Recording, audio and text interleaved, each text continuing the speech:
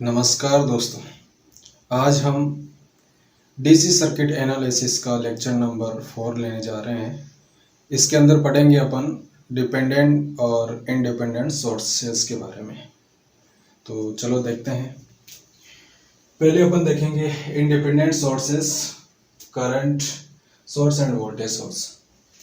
Independent source कुछ नहीं है, जो पिछले लेक्चर में अपन ने पढ़ा था, आइडियल सोर्सेस और प्रैक्टिकल सोर्सेस। तो आइडियल सोर्सेज जो है, आइडियल सोर्स, आदर्श जो स्रोत है, वही जो होता है वो इंडिपेंडेंट सोर्स होते हैं एक तरीके से। ठीक है, तो बस इसमें ज़्यादा कुछ है नहीं, वही सेम वही चीज़ें रहने वाली है, वही इसमें डेफिनेशन रहने वाला है। ठीक है, तो देखते हैं कि परिपथ में लगे एलिमेंट्स की वजह से वोल्टेज सोर्स के मान में किसी भी प्रकार का परिवर्तन नहीं होता है, वह इंडिपेंडेंट सोर्स कहलाता है। ठीक है, यानी कि परिपथ में कोई एलिमेंट लगा है, कोई भी एलिमेंट लगा है, रजिस्टर है या इंडक्टर, कैपेसिटर, कोई भी लगा है, उनकी वजह से वोल्टेज सोर्स जो कनेक्टेड है उसमें उसकी जो वैल्यू है उसमें किसी भी प्रकार का कोई परिवर्तन नहीं होता है, तो उसको इंडिपेंडेंट वोल्टेज सोर्स कहा जाएगा। ठीक है, इसका सिंबल जो होता है वो इस प्रकार से रहता है कि आप इस टाइप का सर्कल रहेगा और वोल्टेज सोर्स है तो पॉजिटिव और नेगेटिव रहेगा और इस तरीके से सिंबल रहता है उसका। ठीक है, तो इस तरीके का किसका रहेगा, इंडिपेंडेंट सोर्सेस का। अगर ऑब्जेक्टिव क्वेश्चन आ जाता है, आपको इस अलग अलग डिजाइन में देके आपको पूछा जाता है, तो आपको ये देखना है कि जो सर्किल है और उसके अंदर पॉजिटिव और नेगेटिव रहेगा और ये V रहेगा, तो ये आपका इंडिपेंडेंट वोल्टेज सोर्स रहेगा। ठीक है, अब इसका जो आंतरिक प्रतिरोध है वह शून्य या बहुत कम होता है। आंतरिक प्रतिरोध वही अपन ने देखा था, आदर्श सोर्स में भी सेम यही कहानी होती है। तो आदर्श सोर्स और इंडिपेंडेंट सोर्स लगभग क्या सेम ही होते हैं। ठीक है, तो ये कहानी होती है अपनी इंडिपेंडेंट वोल्टेज सोर्स की। इसका ग्राफ जो बनता है वो सेम वही ग्राफ बनेगा। ये करंट है, ये वोल्टेज है और इसमें किसी भी प्रकार का रेजिस्टेंस अगर अपन शून्य मान के चलते हैं तो कहीं वोल्टेज ड्रॉप नहीं होगा और अपना जो इसका जो ग्राफ बनेगा वोल्टेज और करंट के बीच में, तो ये समानांतर तरीके से बनेगा। ठीक है, चलो, और इसका जो तुल्य परिपथ है, तुल्य परिपथ जो बनेगा वो किस टाइप में बनेगा, ये प्लस माइनस है, ये सर्कल हो गया, ये इस तरीके से इसका तुल्य परिपथ अगर पूछा जाता है, या इस तरीके की आपको ऑब्जेक्टिव में इस 3-4 ऑप्शन दे दिए इस टाइप के, तो इसमें से पूछा गया है कि इंडिपेंडेंट वोल्टेज सोर्स का तुल्य परिपथ कौन सा है, तो इस तरीके का आपको पहचान करना है और उसका आंसर देना है। ठीक है, तो ये हो गया अपना कहानी इंडिपेंडेंट वोल्टेज सोर्स की। ज़्यादा कुछ नहीं पूछता इसमें इतना ध्यान रखना कि इंडिपेंडेंट वोल्टेज सोर्स है, उसका आंतरिक प्रतिरोध शून्य या सबसे बहुत ज़्यादा कम होता है। इस टाइप का इसका वोल्टेज सोर्स का तुल्य परिपथ होता है, ये ग्राफ होता है इस टाइप का, और ये इसका सिंबल होता है, चिन्ह होता है। चलो, अभी अपन सिर्फ ऐसे ही इसकी एक छोटे से कहानी देख लेते हैं इंडिपेंडेंट करंट सोर्स की। तो करंट सोर्स में भी सेम यही है कि परिपथ में लगने वाले एलिमेंट्स की वजह से करंट सोर्स के मान में किसी भी प्रकार का परिवर्तन नहीं होता है, उसकी वैल्यू में कोई फर्क नहीं पड़ता है, तो वह इंडिपेंडेंट सोर्स होता है। यह भी एक आदर्श करंट सोर्स के तरह ही है और आदर्श सोर्स की तरह काम करता है ये। ठीक है, तो इसमें जो है इसका कहानी होता है कि इसका आंतरिक प्रतिरोध वो इन्फिनिटी होता है, अनंत होता है या बहुत ज्यादा होता है। इसमें से होकर जो सेकंड कंडीशन है इसको ध्यान रखना, ये आगे अपने जो न्यूमेरिकल क्वेश्चन अपन करेंगे उसमें इन चीजों का बहुत ज्यादा रोल रहेगा। तो इसमें से होकर किसी अन्य स्रोत की धारा प्रवाहित नहीं हो सकती है। ठीक है, यानी कि अगर आपका एक वोल्टेज सोर्स दे रखा है और एक करंट सोर्स दे दिया, ठीक है, बीच में मान लो रेजिस्टेंस दे दिया, ये यहाँ पे एग्जांपल दे रहा हूं मैं ऐसे, तो ये जो अगर वोल्टेज सोर्स चाहता है कि मैं इससे करंट फ्लो करूं, तो ये कभी संभव नहीं है, क्योंकि इसका जो रेजिस्टेंस है वो क्या होता है, अनंत होता है, इन्फिनिटी होता है, तो इधर से कोई भी करंट फ्लो नहीं होगा। ठीक है। हाँ, ये इसका इंटरनल सोर्स, इसका जो इंटरनल रेजिस्टेंस शून्य या जीरो होता है, तो ये एक तरीके से शॉर्ट सर्किट की बात ही काम करेगा, और वोल्टेज सोर्स से होके इसका करंट फ्लो कर जाएगा। ठीक है। ये आगे जब अपन न्यूमेरिकल करेंगे तो बहुत सारे डाउट्स, बहुत सारी चीजें आपको पता चलेगी, नई बातें पता चलेगी, और आपके डाउट क्लियर होते जाएंगे। ठीक है। तो इसका जो तुल्य परिपथ है वो देखो, इसका भी सिंबल जो देखते हैं तो इस तरीका का एरो रहेगा, और इस पे राउंड सर्कल रहेगा, और ये इसका एक ये सिंबल इसका रहता है। तुल्य परिपथ जो रहता है बस वही है, इसको इधर खींच के रख दो, बस ये तुल्य परिपथ हो गया।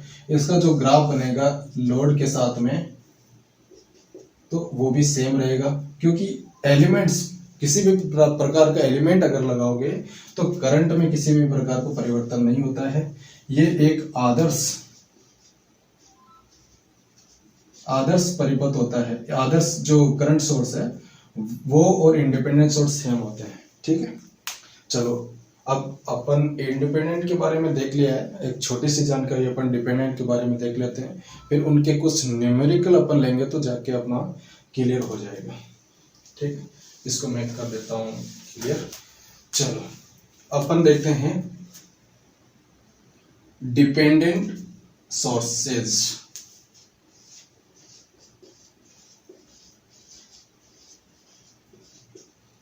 Dependent source.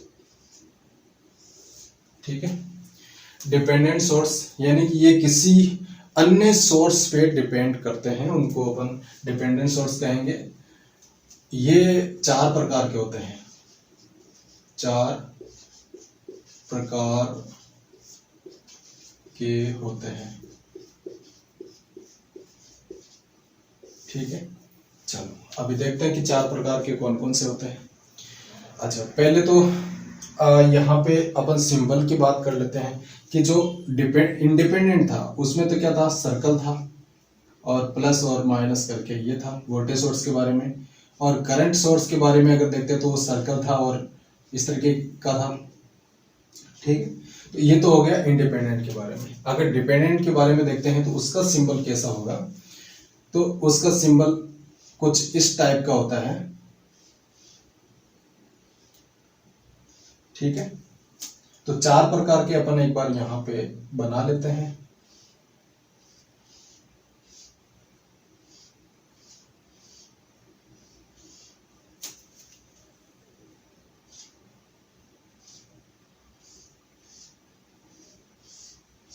ठीक है।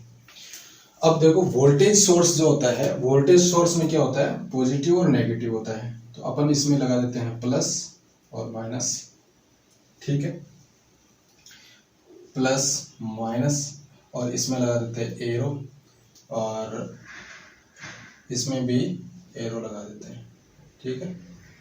चलो, अब यहाँ पे मैं लिख देता हूँ वोल्टेज, यहाँ पे लिख देता हूँ करंट, यहाँ पे लिख देता हूँ करंट, यहाँ पे लिख देता हूँ वोल्टेज। ठीक है।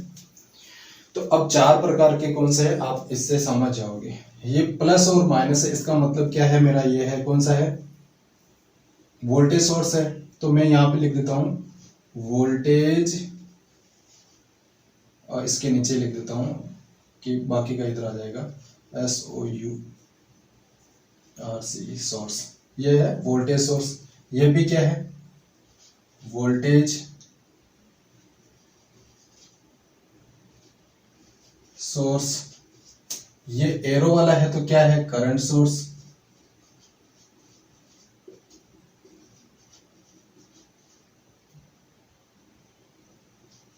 ठीक है। ये इसका है, और ये भी क्या है, करंट सोर्स।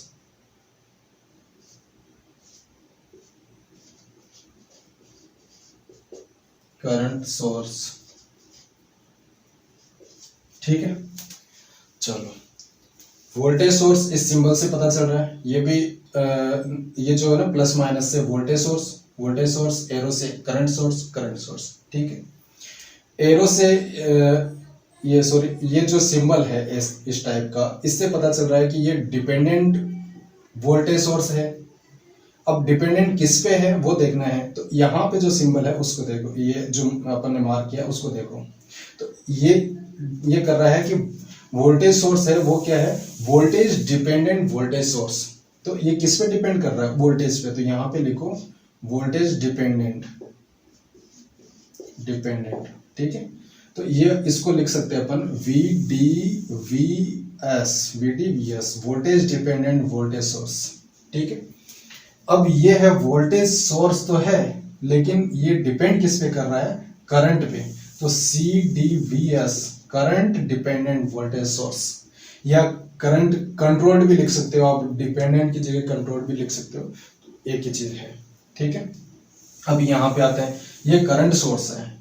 अब इससे आपको पता चल रहा है कि ये किस टाइप का है, डिपेंडेंट टाइप का है, और एरो से पता चल रहा है कि ये सोर्स कौन सा है, करंट सोर्स। अब ये करंट सोर्स है वो किस पे डिपेंडेंट है, करंट पे, तो ये हो गया आपका CDCS, current dependent current source, ठीक है। चलो इधर देख लेते हैं कि करंट सोर्स है, एरो से पता चल रहा है, और डिपेंडेंट सोर्स है, इस टाइप से पता चलेगा। तो आपका करंट सोर्स ये हो गया करंट सोर्स, डिपेंडेंट इससे पता चल रहा है, ये D हो गया। V किस पे डिपेंडेंट है, वोल्टेज सोर्स पे, नहीं वोल्टेज पे, तो वोल्टेज डिपेंडेंट करंट सोर्स।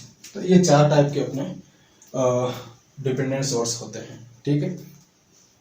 अब इनके बारे में थोड़ी सी जानकारी अपन और लेने वाले हैं, वो अगले लेक्चर में लेंगे। ज़्यादा लेंथी लेक्चर होने से आपको भी देखने में पढ़ने में थोड़ी दिक्कत आएगी, और अपलोड करने में भी दिक्कत आती है। चलो ठीक है, देखते हैं। Thank you.